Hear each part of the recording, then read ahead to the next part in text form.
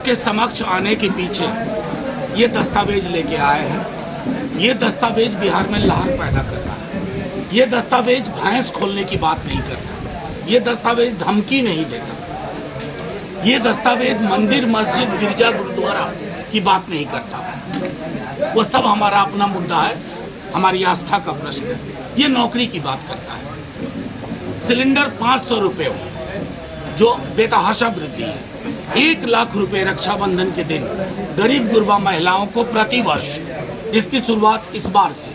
उसके अलावा इस इलाके के भी बहुत लोग सेना में भर्ती होते हैं। अग्निवीर 4 साल में रिटायर करता है। हम पुरानी भर्ती चालू करने के लिए कटिबद्ध हैं। रेलवे की भर्तियां खत्म हो गई हैं, हम उसको चालू करवाएंगे।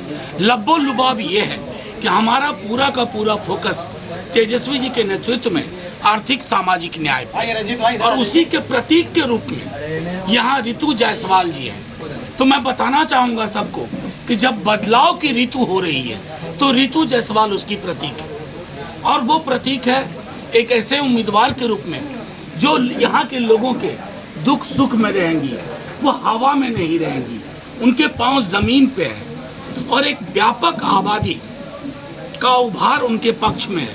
उन आबादियों का भी जिनके बारे में हमारे प्रतिपक्ष के लोग समझते हैं कि ये हमारा गुलाम वोट है, ये जाएगा कहाँ।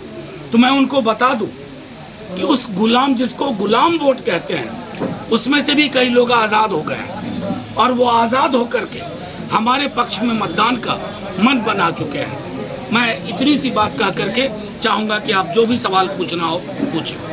मुस्लिम के लिए कब कहा है लालू जी ने मुस्लिम आरक्षण?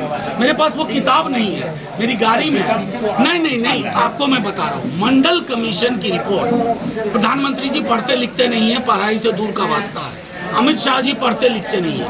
मंडल कमीशन की रिपोर्ट पढ़िए, पेज नंबर 49 से लेके 55 तक, जिसमें गैर हिंदू जातियों में क्यों आरक्षण है। आधार धार्मिक नहीं है। जैसे कसाई हिंदू हो या मुसलमान, धोबी हिंदू हो या मुसलमान, समझ रहे हैं, बढ़ई हिंदू हो या मुसलमान, हज्जाम हिंदू हो या मुसलमान, वो सामाजिक शैक्षणिक आधार पे है। और हाँ, जहां मुस्लिम आरक्षण की बात की थी, उनके साथ तो सीट में गठबंधन करके बैठे हैं। तो सिर्फ प्रधानमंत्री जी और उनकी टीम के लोग भ्रम फैला रहे हैं। मैंने 3 प्रेस कॉन्फ्रेंस करके वो दस्तावेज दिखाए कि ये है आर्टिकल 15, आर्टिकल 16 से, इस संविधान की किताब से आरक्षण तय होता है। इसमें सोशल एंड एजुकेशनल, सामाजिक और शैक्षणिक प्रावधानों की बात है। लेकिन मैं प्रधानमंत्री जी से उम्मीद नहीं करता हूँ। जो व्यक्ति भैंस खोल लेते हैं, भैंस खोल लेगा, मंगलसूत्र छीन लेगा, वगैरह वगैरह बोले। ये भी बोल दिया राम मंदिर पे ताला लगा देगा। महाराज कैसे प्राणी हैं आप।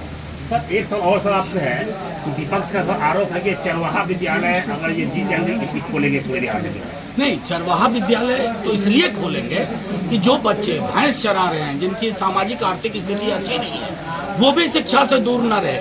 लेकिन वो विकल्प नहीं होगा जो मुख्य धारा की शिक्षा व्यवस्था है। तो आरक्षण बिल के समय ठाकुर का अथवा ओम प्रकाश वाल्मीकि दलित विमर्श कविता आपने पढ़ी थी और मैं डिस्क्लेमर भी दिया था। इन तमाम उसके बाद जो बवाल देखने को मिला बिहार की और देश की राजनीति में, कहीं न कहीं कहा जाता था कि एक जाति, पार्टिकुलर जाति को लेकर टारगेट, और बाद में जाति पार्टी का जो माहौल बना आपने देखा है। तो क्या इसका असर ठाकुर के कोई कविता का असर शिवर में दिखेगा? नहीं, मेरा सीधे मानना है कि जिस जाति के अपमान की उन्होंने बात की, उस जाति के लोगों ने मेरे पक्ष में सबसे ज्यादा लिखा। और अब मैं आपको दूसरी बात बताऊं, ये कहानी एक है प्रेमचंद की, ठाकुर कपूर, जिस कहानी से प्रेरित होकर के 80 के दशक में ओम प्रकाश वाल्मीकि जी ने ये कविता लिखी। इस कविता को पढ़ने के पूर्व मैंने ये कहा था कि ये वर्चस्व का प्रतीक है, किसी जाति का नहीं।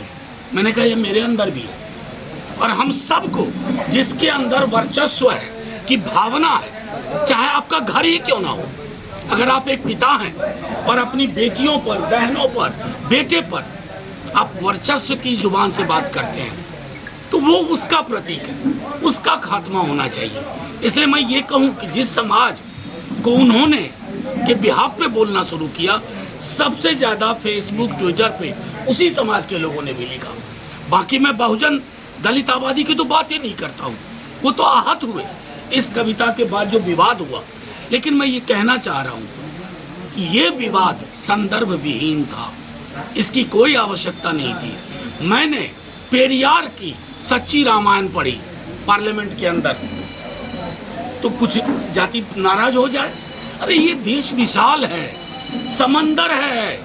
हमें तो मोदी जी से यही तकलीफ है कि समंदर को तालाब में तब्दील कर रहे हैं। ये मथुरापुर है ना, ये भी समंदर है। इसको जो कोई तालाब बनाएंगे ना, तालाब में पानी ठहर जाता है, समंदर में पानी बहता रहता है। छपरा की घटना बहुत दुर्भाग्यपूर्ण है।